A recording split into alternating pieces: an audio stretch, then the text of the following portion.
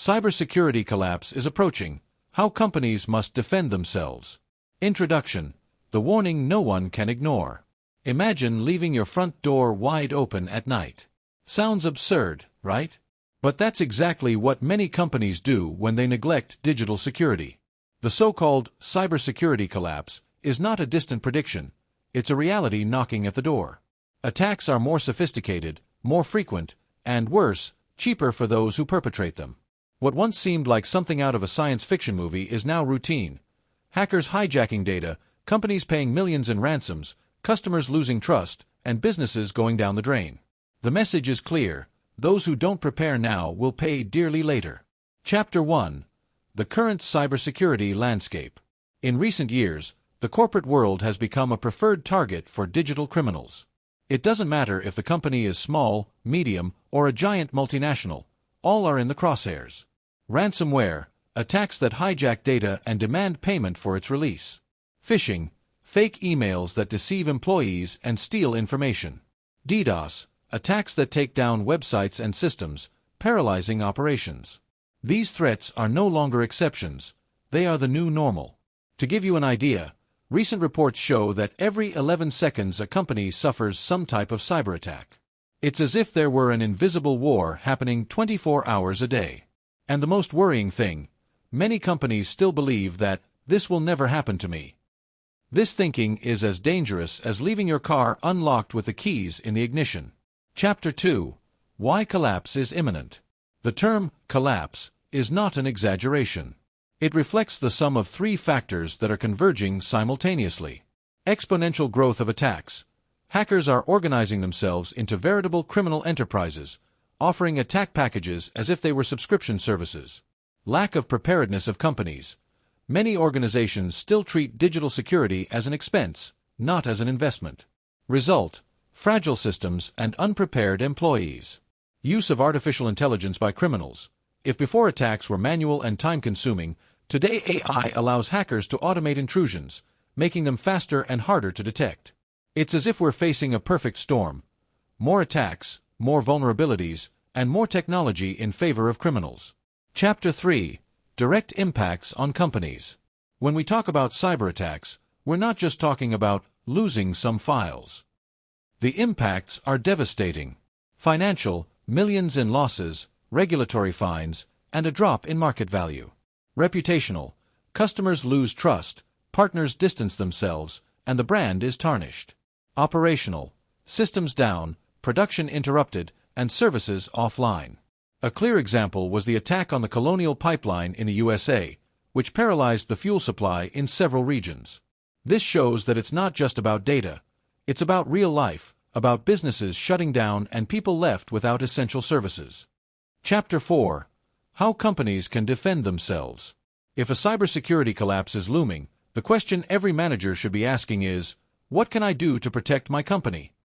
The good news is that there are clear and practical paths. Creating a digital security culture. Security isn't just technology, it's behavior. If employees don't understand the risks, any system can be breached.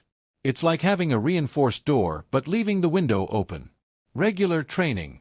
Simple and direct communication about risks. Encouraging everyone to report suspicious activity. Investing in appropriate technology. It's no use using outdated systems. Software needs to be updated, modern firewalls installed, and constant monitoring is required. Corporate antivirus. Intrusion detection tools. Secure and frequent backups. Having an incident response plan. Attacks will happen. The difference between companies that survive and those that fail lies in the speed of their response. Assigning responsibility for each step. Having clear communication protocols. Simulating attacks to train the team. Chapter 5. Practical and accessible strategies. Many people think that digital security is something only for billion-dollar companies.